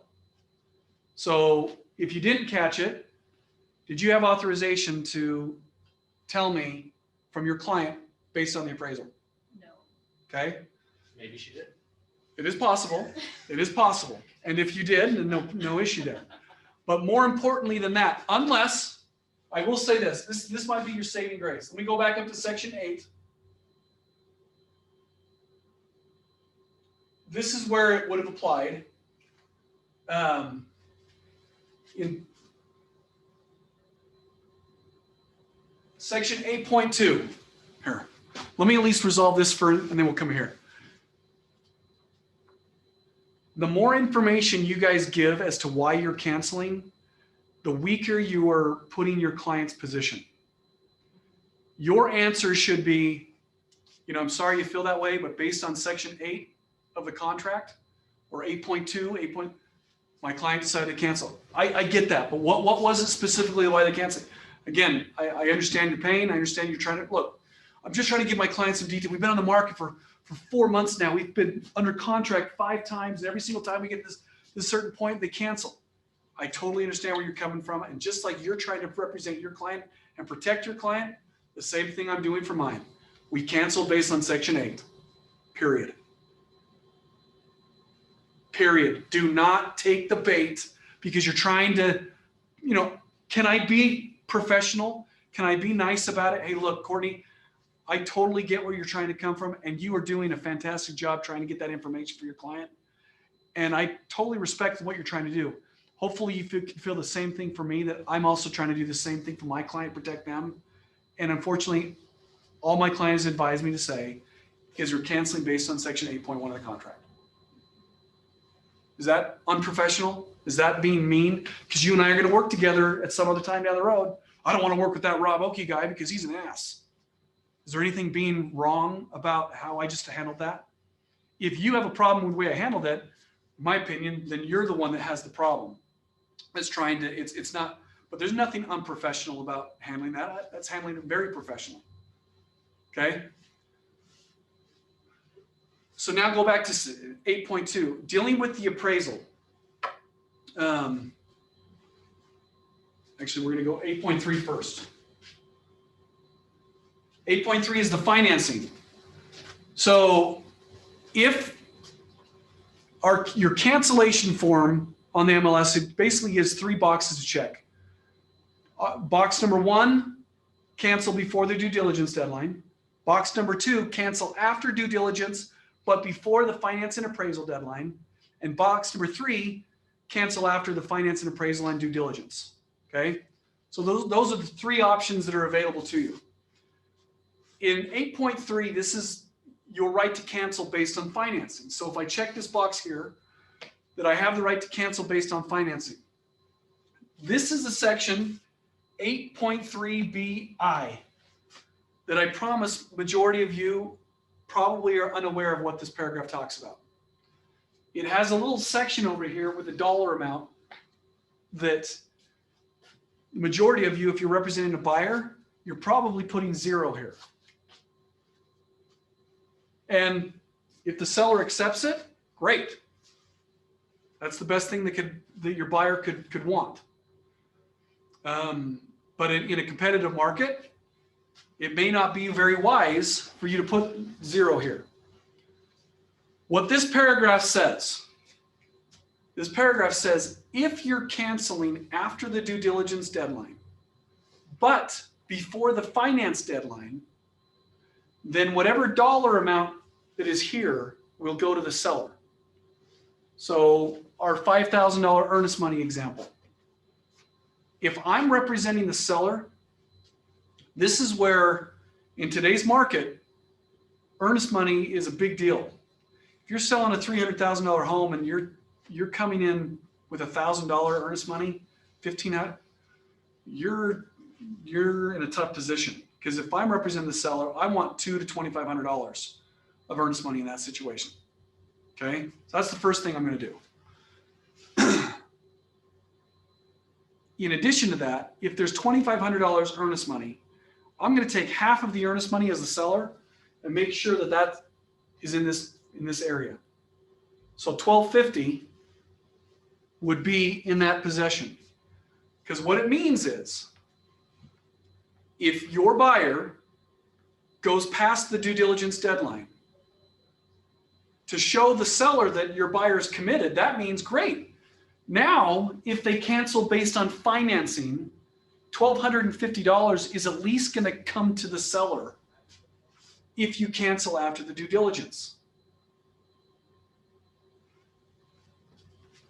However, if you cancel based on the appraisal, now you said your appraisal came in fine, but if the home did not appraise, it would be very important that you cancel and provide the right information, because in that, what I said, the buyer's notice of cancellation, the 3 fields to cancel, 1 before the due diligence, 2 after due diligence but before financing. So you're going to check box number 2. Well, based on the appraisal, buyer's right to cancel. If after completion of the appraisal, the buyer receives written notice from the lender or the appraiser that the property has appraised for less than the purchase price, notice of appraised value. God, I can't talk today. Notice of appraised value. Buyer may cancel the REPC by providing written notice to the seller with a copy of the notice of appraised value. Then your earnest money will be given back. So this is important because of 8.3B. If there was $1,200 in 8.3BI, but I was canceling based on the appraisal, I would have to send over a copy of the cancellation with a copy of the appraised value. And by doing that, that is the proof that shows I'm canceling based on the appraisal, which will then save my buyer the $1,250 that goes here. Because this $1,250 only applies to financing condition, not the appraisal. But if you don't provide that notice of appraised value with your cancellation, you're canceling based on financing. And that can get a little sticky. So make sure that if you are canceling based on the appraisal, you provide that notice of appraised value with your cancellation. Now, So that's your loophole around that. Assuming it actually doesn't appraise, but just for this yes, section, okay. correct. Unless there's zero here. If zero is here, Then it doesn't matter. it's not going to matter You anyway. hit the lottery, 'cause- Correct. So that's why I'm saying your buyers, your benefits it. Now, Right. to your benefit, if you represent a buyer, there aren't very many agents that understand this thing either. Right, so because in their mind, they go, perfect, if they cancel after due diligence, we'll get their $2,000 they have. The property that I was, That's not true. no, the property that I'm under contract with right now, this is where this listing agent is screwed up on the seller's disclosures. I submitted my offer with zero, and he accepted it. Right. So I've got more get out of jail free than the average thing. It's his client that's not benefiting from it. Right. But so I also knew that they weren't competing. There's some reasons why I submitted, but if I knew that I was trying to make my offer better, so now if I know it's going to be a competing offer and money's going to be tight, maybe I put the 2,500 here. No, And- if it doesn't appraise, you're not out anything. Well, if it doesn't appraise, or if I cancel before due diligence, then I'm fine too. Right. So, but I point that out to the listing agent. Hey, to show you how committed my client is, look, if we go past due diligence, we're giving up all of our earnest money. And I want to point that out to the listing agent to say, so now they look at it and say, oh, okay, this offer is better than all the others. So you got to think, you got to strategize. What are you doing to make your offer more appealing in this competitive market that we have? So But I don't- you still are protecting your client where you're $10,000 over appraised value. based on the Because appraisal. if it doesn't appraise, Now- then you're not out. Okay, now this is the perfect time. I am going to bring up this example. Oh, no, I can't. Just remind me again, offers that are being subject, they're saying that it's not based on the appraisal. If the home doesn't appraise, they'll pay $1,000 above the appraised value. This is happening, and I promise you it's a problem. Okay, addenda. Make sure that if you're including any addenda with your offer, make sure you just put that in there. Section 10 just says that the home is being sold in as-is condition. The seller doesn't have to repair anything unless something broke after they went under contract. But the buyer's acknowledging they're also buying a house in as-is condition.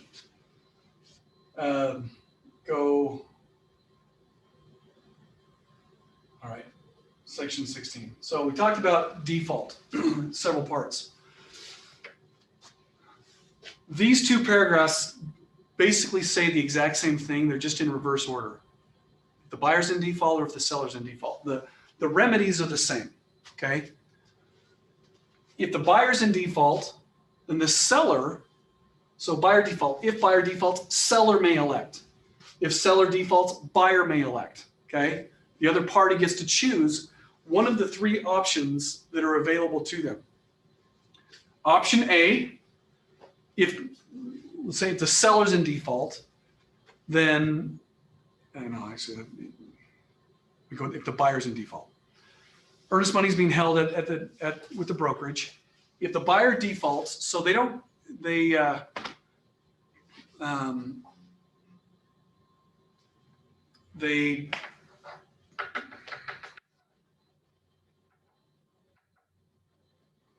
they got their earnest money turned in late. Let's just say it's that way. They turned in their earnest money late, and now they're choosing to cancel. And the seller finds out, well, show me a confirmation of when the earnest money was received.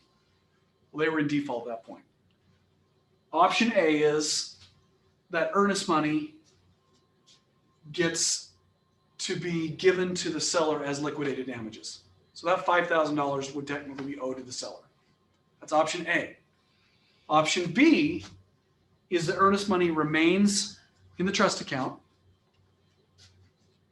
and then the seller sues the buyer to perform on the contract. Okay? No, I want you to buy the house, buyer. You're not walking away. Let's go to court. I want you to buy the property.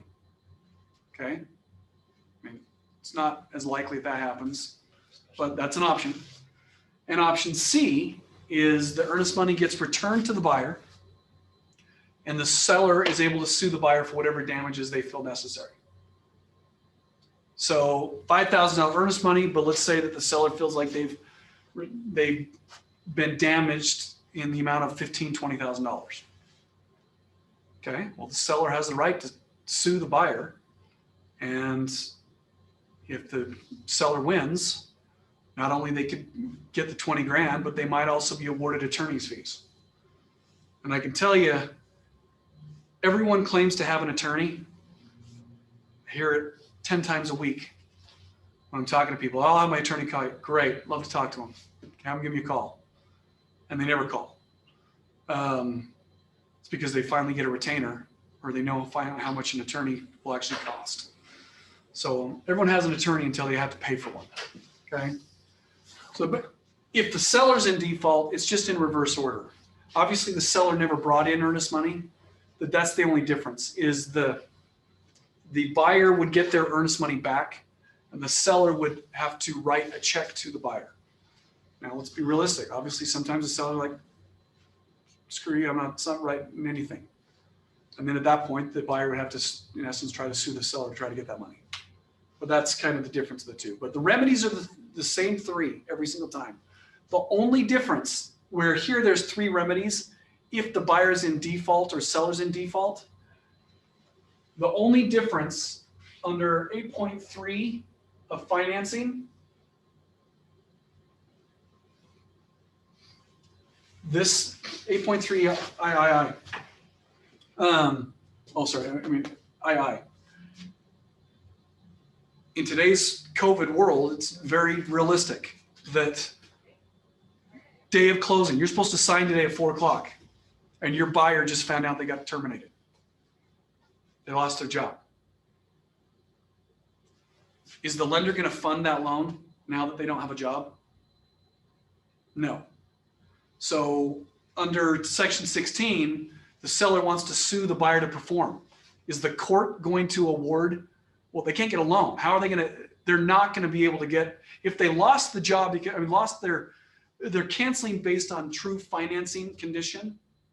Not because they didn't agree to the terms, but they could not qualify for the loan. Buyer fails to obtain the loan, meaning that the proceeds of the loan have not been delivered to the buyer, or escrow closing office is required. Then buyer shall not be obligated to purchase the property, and buyer or seller may cancel the REPC by providing written notice to the other party. The sole remedy, which in this case is what it's going to now explain it. The sole remedy at that point is the earnest money. The seller no longer has the right to sue for performance or any other liquidated damages. The only remedy, if the buyer failed to get the loan, is the earnest money as damages. Okay? And then back here, we already did 18. Contract is not assignable unless all parties agree in writing. So last two, or 21 was what we talked about. It was going to be in paragraph, in this paragraph where it states the time. So unless you say otherwise, this paragraph says 5 p.m. Mountain Standard Time is the deadline. So if you put the settlement deadline is December 1st, well, December 1st at 5 p.m. is the deadline. December 1st, 5:01 is past the deadline. Now, could I say in the contract, hey, the settlement deadline is December 1st at 10 p.m.? Yes, and that would trump what this is. So if you don't specify a time, it's going to default Mountain Standard Time at 5 p.m. as the deadline. Last two things we'll go over. Acceptance deadline, okay? Many times we, as agents, we try to do the right thing or screw up, whatever we do. We say something that truly is not correct. And if I received an offer from Doug and he called me up, wanted to find out an update with him. Hey, yeah, Doug, we've accepted the offer. We're good to go. I'm not home. I'll send it over to you when I get home later on tonight. Great. I've communicated that it is accepted. And he's going to be able to tell his clients. He's going to be all giddy and happy. All right, perfect. Well, the mistake I made is I intended to say, hey, we plan on accepting the offer. My clients verbally told me that, yeah, they're going to go ahead and accept it. But before I send them over the offer, we get another offer. It's cash offer, $10,000 more, close in a week. My client, of course, wants to accept that offer. What do I do? What do we do? I told them we were accepted. Are we under contract? It's possible is the answer. It depends. There's the legal term. It depends. In my example, I screwed up because two things are required in order to have acceptance. Acceptance occurs only when all of the following: seller or buyer has signed the offer or counteroffer where noted. So they've signed it, and seller, buyer, or their agent has communicated to the other party. So what I did, I communicated that it was accepted, but my client never signed anything. So in that example, we were not accepted, even though I communicated that it was. Now, I screwed up. Could he file a complaint against me? Could he, whether it be ethics, could he go to the division that I misrepresented a transaction? Whether it be intentional or unintentional, whatever it was, yeah, I screwed up. But if they truly have never signed it, we were not accepted. And I misspoke. So I think that would be hard to enforce that being under contract. And the seller would be able to go after the second offer, in my opinion. So what I should have said is, hey, Doug, hey, we got your offer. I talked to my client. We have verbally accepted the offer. My client's not going to be home until a little later to sign it. Once they sign it, I'll let you know and I'll send you over a copy. Verbal acceptance versus actual acceptance, totally different. Verbal acceptance is not acceptance.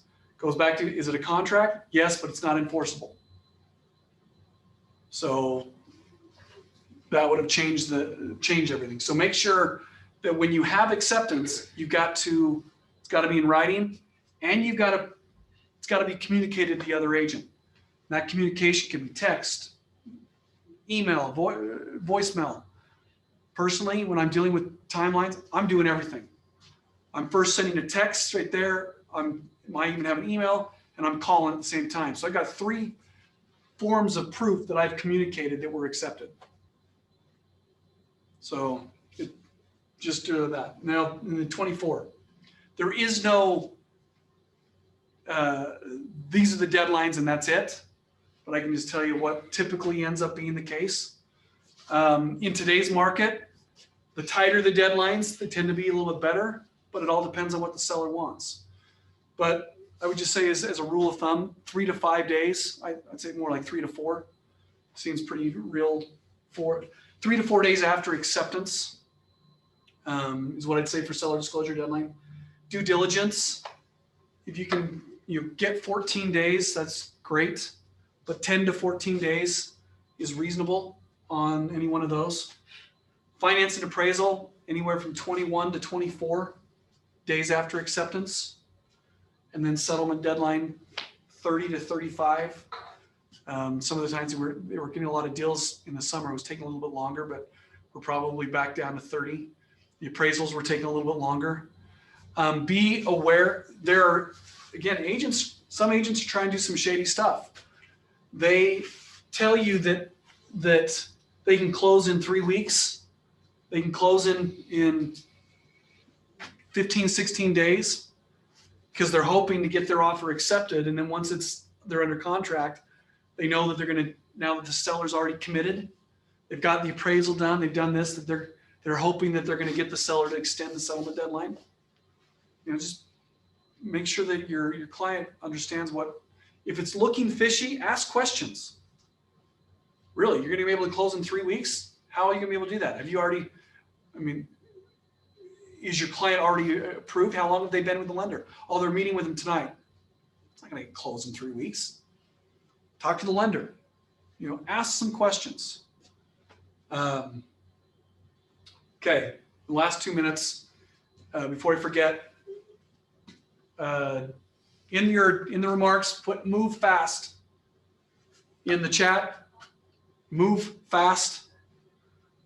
For the final, there's 3. So Russ, since you know that we did it 3 times. I was listening. You were listening. All right. Did you write the words in the remark? I did not. Okay. All right. I want to go back to what I was saying about on some of your offers dealing with appraisals. Okay. In my opinion, people are, again, similar to this. They're making they're trying to make their offers appear to be better than they really are. One thing that I'm seeing very often right now, and some of you may be writing these, you're making the offer. First off, you're making the object or the offer conditioned upon the appraisal. So in section 8.2, you're saying that it is conditioned upon the appraisal, but then you say in your remarks, if the home appraises for less than the appraised value, buyer agrees to pay $2,000 above the appraised price. Okay, sounds like a pretty good deal, right? Let me repeat what's being drafted. If the home appraises for less than the purchase price, the buyer agrees to pay $2,000 above the appraised value. Okay. So if you're the buyer, what are you trying to do to make your offer? By stating that, what are you trying to do to inform the seller with what you've stated? What are you trying to tell me if I'm representing the seller? You're going to give them an extra $2,000 above whatever their appraisal comes in at. Okay. Sounds pretty good, right? Mm-hmm. If I represent the seller, oh, okay, I'm going to get $2,000 above that, right? So if the home appraises for, remember our $300,000 purchase price, if it appraised at $299, what's the appraised value or what's the purchase price? I heard a 301. Okay. So this is where some of the confusion is already coming into play. 303. Oh wait, it's 300,000, right? Yep. So then it'll be the 2,000 above the 300,000. But the appraisal, 302. the appraisal came in at 299. So are you saying it's 302? Yeah, I was putting it on the purchase price. Okay. So there's another example where we're getting confusion on what the purchase It price should be. It's it should be 2,000 300. above the 299.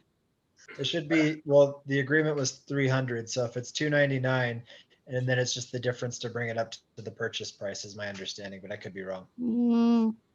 Yeah. Don't think so. Really everything that what you guys are saying, this is one of the issues, is because there is a big interpretation difference.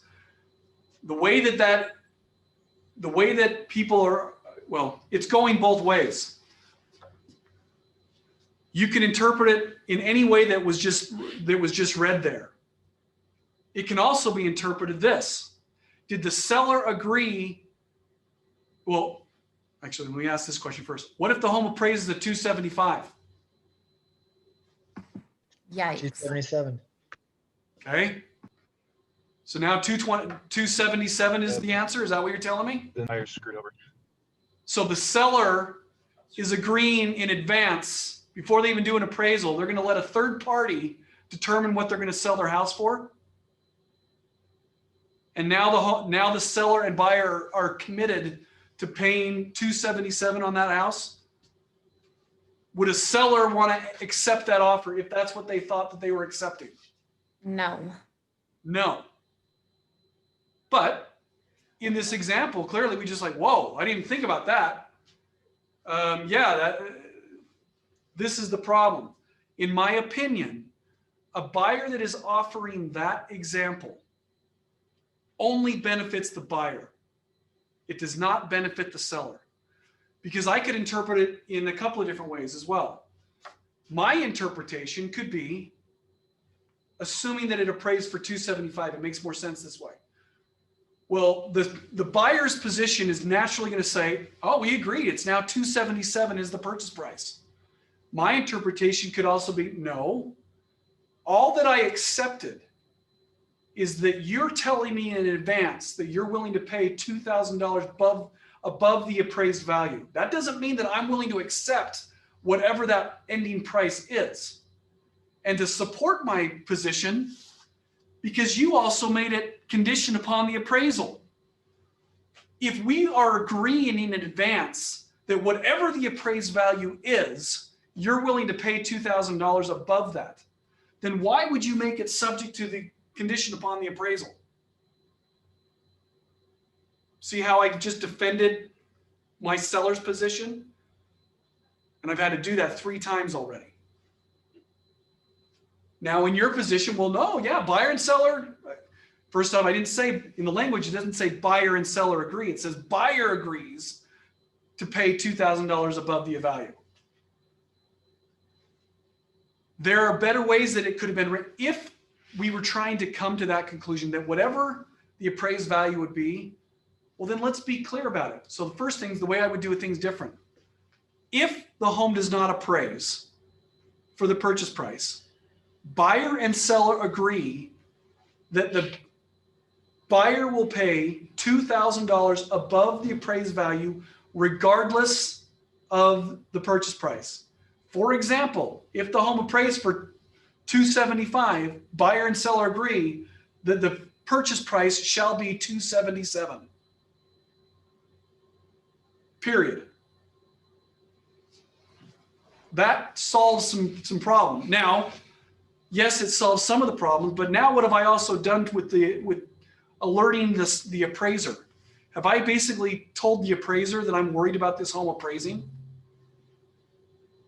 Again, if I'm representing the seller, the buyer is making this offer that makes it look like their offer is so much better than, and it's to the seller's advantage by accepting it. If I got any of those offers, I reject them all. I don't want to even deal with that. So just be mindful of what you are putting in the contract. The language matters. If you want to be clear, make sure you're clear. If you're subjective, if you're not clear, all you're leaving is, it's very ambiguous. And we're 5 minutes over and we'll leave it, we'll end at that. Appreciate everything you guys are doing. If you have any questions, I'm always available. If I'm not in the office, just give me a call. My number is 801-550-6492. And I'm happy to answer your questions. Okay? Appreciate it. Thanks, guys. Thank you. You bet.